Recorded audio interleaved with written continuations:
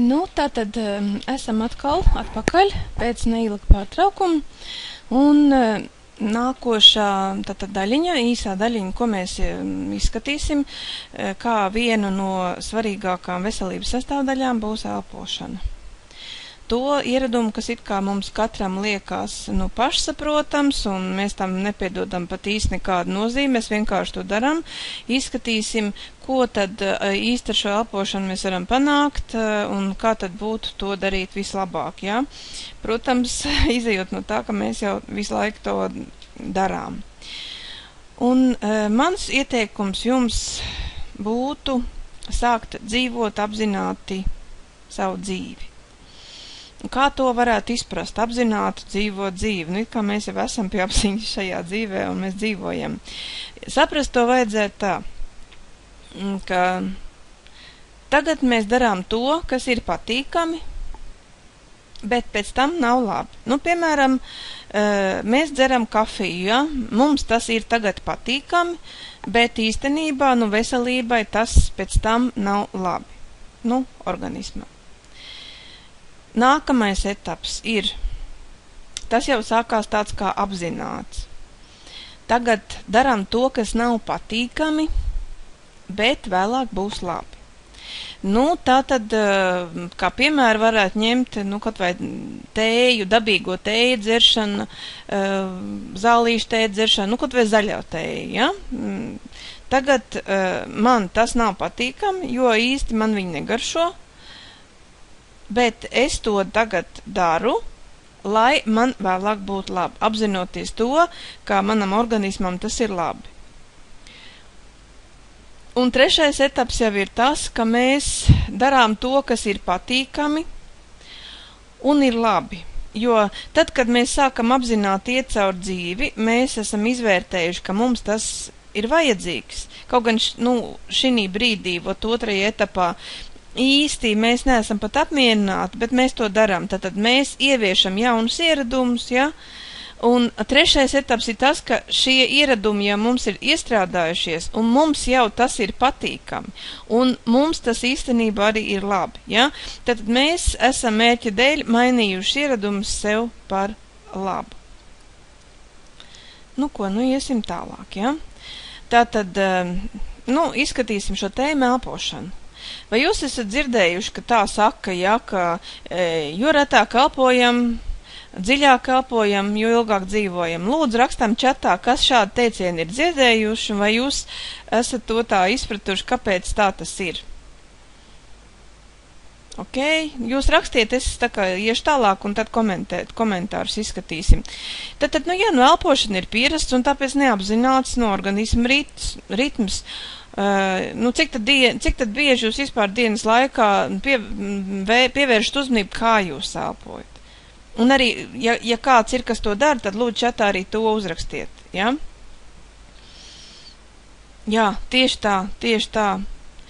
To mēs vairums nedarām, mēs nesakojam un nedomājam pat par to, tā arī ir, bet šīta elpošana būtu viens no tiem, no tām vajadzībām, no tiem svarīgiem ieradumiem, kas īstenībā kurus īstenībā vajadzētu vērst kā apzinātus. Un tagad iztirzāsim šo te elpošanu, ko tad viņi īsti dod, ļoti ātri izskriesim cauri, jo tēma ir ļoti liela, un tādus pamat tādus vilcienus, ja?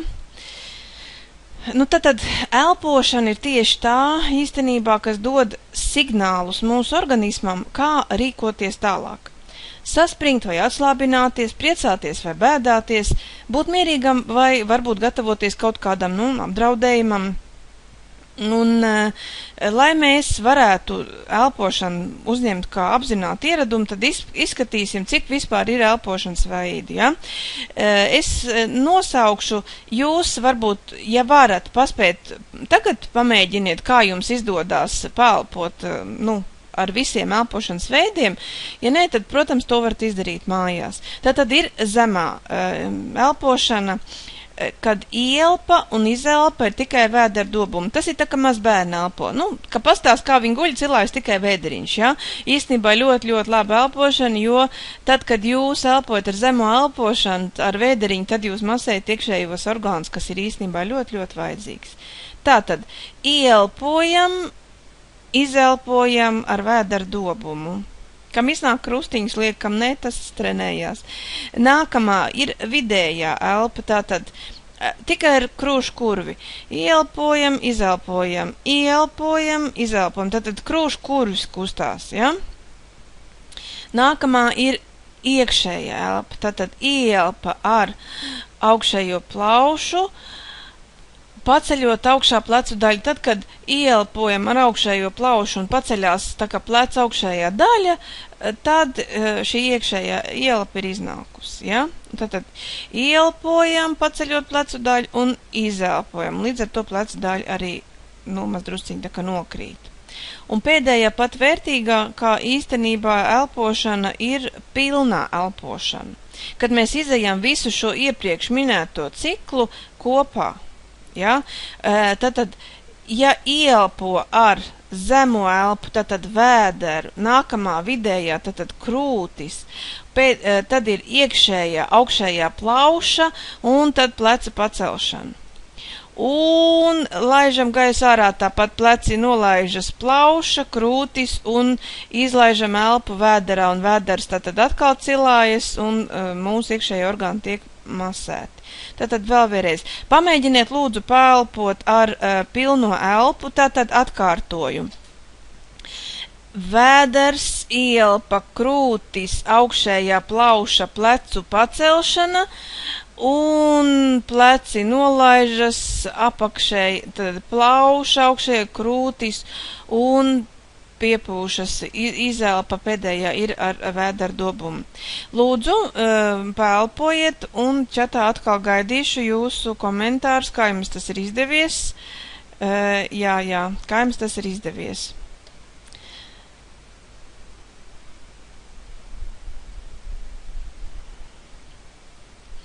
Ko es gribu vēl teikt? Kādām ir jābūt sajūtam, ka jūs pareizi šo esat izdarījuši.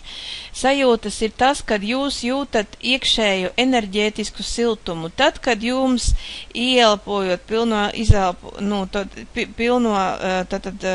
ciklu un izelpojot, kad jums paliek silts, redzi, ļoti labi jūs jau man rakstat daži, jā, tieši tā, ir tāds dedzinošs siltums, tā ir pareiza šīta elpošana. Ko es gribu teikt par šo te elpošanu? Šo te kā ieradumu vajadzētu ieviest tad, kad jūs esat kaut kādā brīvā dabā. Nevajag jau daudz, bet īstenībā šis te cikls ļoti daudz mums palīdz veselībai, tā ir visa plaušu elpošanas sistēma.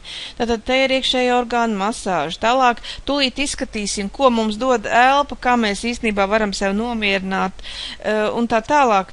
Ļoti, ļoti, laba lieta būtu, ja jūs viņu ieviest kā ieradumu. Īstenībā man tas neprasīja, man bija kaut kāda nedēļa, līdz es šo elpošanas veidu apguvu, īstenībā es gāju uz darbu un es paņēmu viņu kā ciklu, kaut kādas 3, 5, 10 minūtes pēlpoju. Ja sākumā man gāja ļoti grūti, es gāju, es juku un es gandrīz atmetu visam roku, bet, man ir ļoti liela mērķtiecība un pēc kaut kāda neilga laika, tagad, piemēram, kad izēju brīvā gaisā, es, protams, apzināti saprotu, ka man vajadzētu pēlpot, ja, un to es arī iesaku jums.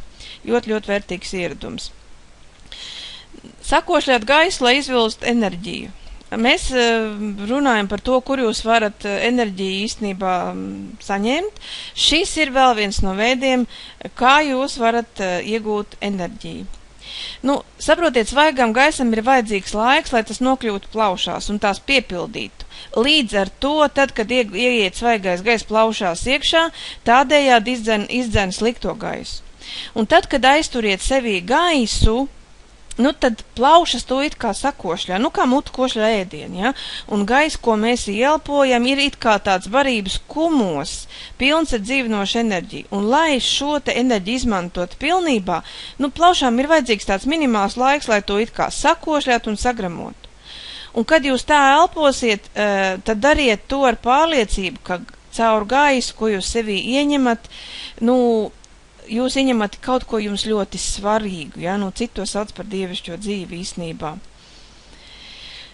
Nu, kad pēc kāda prakses laika jūs izpratīsiet elpošanas dziļāko jēgu, jūs pamazām sajūtīsiet īsnībā, kā elpa saplūst ar kosmisko elpu, kā jūs elpojat, it kā izstiepjaties līdz visumam, kā jūs izelpojat, atgriežaties pie sevis, pie savu ego, nu, kas ir, protams, neatņemams punkts bezgalībā apaļ centrā, un kā jūs no jauna izplašaties un no jauna sauraujaties. Nu, tas jau ir vairāk ar visādām jogām un meditācijām saistīts, protams, izejot vienkārši pāpot pa svaigu gaisu, tādas sajūtas nav, bet īstenībā tad jūs atklājat uzplūdu un atplūdu kustību, kas ir visuma likums.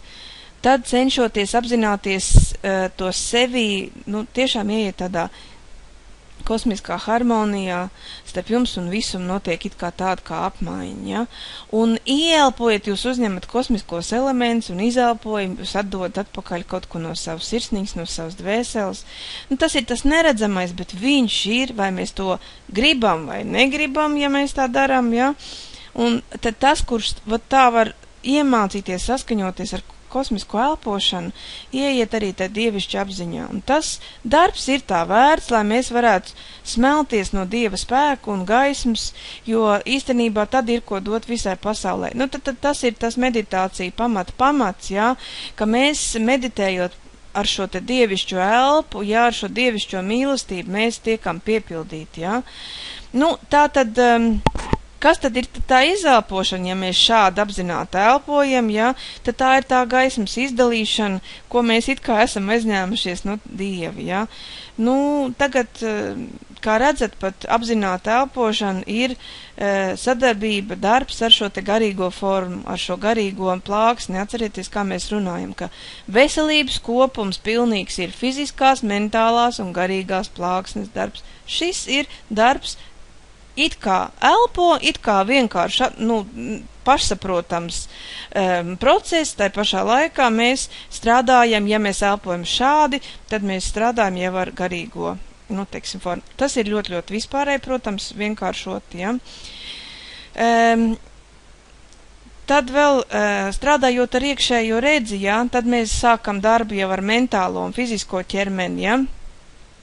Nu, kā runājam sākumā, nu, piemēram, kad ir smagas situācijas, kad nu, kā saka, kad sirds sāp, ja, tad es jums varētu ieteikt tādu lietiņu, kur saucās kā elpošana caur sirds čakru, ja, un līdz ar to mēs piepildamies ar enerģiju atkal. Šīs lietas mēs visi skolā daram kopā, jums es varu vienkārši pateikt par to, ka tā ir, ka tāds ir, un tā tad... Ieelpojam, nu, redzam, it kā ieelpojam mēs caur galvas viducīti, it kā tādu kā enerģijas gaismu, ja, ieelpa dziļa, un izelpojam mēs caur sirdi, caur sirds čakru, uz kuras ir uzliktas divas plaukstas, viena uz otra, bet izelpa mums ir tāda kā ar tādu vaidu, ja, nu, tad, ja mums ir ļoti smagi, tad tādā veidā, nu, kādreiz jau vecie, teiksim, cilvēki, nu, kāpēc cilvēks vaid? Nu, tieši tā, viņš atbrīvojas no negatīvā, no viss nevajadzīgā, ja? Un, ja tiešām jums dzīvē ir smagas situācijas, un jums ir maz drusciņa laika, iesaku jums palpot ar šo te elpošanu caur sirds čakru, un jūs atgūsiet enerģiju un vispār dzīves spējas un prieku. Tā tad atkārtoju. Ielpojam caur galvas vidu, redzam mentāli ar aciņām, kā mēs ieelpojam gaismas tādu strūkliņu, uz sirdi esam uzlikuši abas plaukstiņas vienu uz otru un izelpojam caur šo te sirds čakru, bet izelpa ir tādu kā vaidi, ja. Tas ir mans ieteikums, kas ļoti, ļoti palīdz. Skatāmies tālāk, ātri, antistress un nauda. Nu, liekas, ka jocīgs salikums, ja. Nu, vistiešāk ir saistīts ar elpošanu, ko mēs patreiz izskatām, ja. Un parasti, kā cilvēki domā, nu, kā nopelnīt vairāk savām dzīves vajadzībām, par elpošanu, protams, nu, vispār noteikti nedomā un nav nekāda sapratne, kāds iet kopā. Bet, lai kā mūsu ķermenis un smadzenes, tad, kad ir stresa stāvoklī, nu, ticiet man, nekāda lielā nauda un cits peļņas veida galvā un dzīvē neienāk. Un tad paņemsim, izskatīsim ļoti ātri, kas tad ir stress. Ja? Stress, ķermenis ir saspringts un gatavojās vai nu cīņai vai beigšanai. Un smadzenes ir aizņemts ar stresainām domām. Domām, par jaunām iespējām, taču nav kur ienākt, nav vienkārši vietas. Cilvēks skrien, darbojas pa savu ierasto kaut kādu apli, periodiski domājot, kur iegūt naudu, ja, bet te vajadzētu šo te tukšās, tas principu iztukšot atkal. Ir jāiztukšo vecais dzēriens, tad ir jāiepild jauns, un tikai tad būs garšīgs dzēriens. Tāpat ir ar šīm domām. No viņām ir vienkārši jāatbrīvojas, lai būtu vietu jaunajam. Tur, kur mums ir aizpildīts kaut kas ķermenī, mums nav vietas, kur ienākt jaunam. Kas notiek ar mums brīvdienās? Varbūt varētu normāli atslābināties, atpūsties. Mēs beigās esam ražīgi darba nedēļu pavadīšanu. Jūs lūdzu rakstiet čatā, vai jums ir izdevies būt brīvdienās atslēgt savas smadzenes? Un kam tas izdodas, lūdzu uzrakstiet, ja? Mēs tagad ātri pašu beidzamo izdarīsim laimīgu cilvēku elpošanu. Jā, tas būs pēdējais, ko es jums ieteiktu, kā jūs varat pilnīgi atslābināties stresa situācijas. Es gribu pateikt tā, mana mazmeitiņa viņai tikko palika 6 gadi. Tad, viņai šatad kā bērnam, viņa aizraudās un uznāk tas saucamās histērijas. Pat tajā brīdī, kad viņa saka, ka viņa pat nevar beigt raudāt, pat nevar pālpot, es iedodu padzert ūdeni, un mēs viņai savā vecumā, un es viņu it kā vadot, ja, mēs šo te laimīgu un mierīgu cilvēku elpošanu darām, ja, un tas nomierina kolosāli, ja. Tātad ir jāelpo ar dziļo ielpu, tātad dziļa ielpa, mēs dziļi ielpojam un skaitam iekšēji līdz 4. Tad mēs elpu aizturam, skaitam atkal iekšēji, skaitam līdz 4. Tad dziļa lēna izelpa, un mēs atkal skaitam līdz 4. Un tad ir atkal elpas aizture. Mēs iekšēji skaitam līdz 4. Tad mēs aiztaisam acis, un it kā redzam domās tādu 4 stūri. Ielpa, taisna maliņa, izelpa un taisna maliņa. Principā taisnas stūris vai 4 stūris pilnīgi vienalga. Tātad pamēģināsim kopā. Esat gatavi? Čatā liekat krustiņus. Visi ir gatavi. Malači. Tātad ielpojam. Aizturam elpu. Izelpojam. Aizturam elpu. Iznāca, izdevās, redzat, jā, varat redzēt jūs 4, un tad mans ieteikums vēl kas ir. Lūdzu, redzat to 4 stūri un iekšēji arī mēģināt iekšēji skaitīt iekšā 1, 2, 3, 4. Tad jūsu domām nebūs laika pieturēties pie šīs stresa situācijas, pie uztraukuma, jūs sev pārprogrammēsiet, jā. Tātad šāds te ir jāuzstājas kaut kāds, šis te 4 stūrīts ir kaut kādas, 4 reizītes, 4, 5 šādus kurs, un ticiet man, jūs būsiet pilnīgi nomierinājies, jā. Tad, kad jūs esat iegājis ritmā, ideālā variantā, ja jūs vēl pasmaidītu. Ja? 4, 5 sākumā varbūt vairāk, kaut vai līdz 10 cikliņiem, ja? Bet, jūs to tad arī, izdarat, pamēģināt, tas jums ir mājas uzdevums, jūs man lūdzu tad arī visi uzrakstīsiet un pateiksiet, kā jums tas ir izdevies. Tātad, tie, kas grib, var uz doto brīdi patrenēties šo te elpošanu stresa likvidēšanai, un mēs tiekamies atkal pēc kaut kādām 10 minūtītēm, padzeram tēju, kafiju, tad jūs man atkal atbildēsiet uz to, jūs man čatā jau atrakstat, kā jums tas viss ir izdevies, kā jūs jūtaties, jā, un atkal šī ir interesanta elpošana, un arī tur ir jūtams iekšēji tāds siltums. Es domāju tā, ka mums ir noteikti jātaisa pauzīte, tātad gaidīšu jūs pēc dažām minūtītēm atpakaļ mūsu teleklasē. Atpūšamies.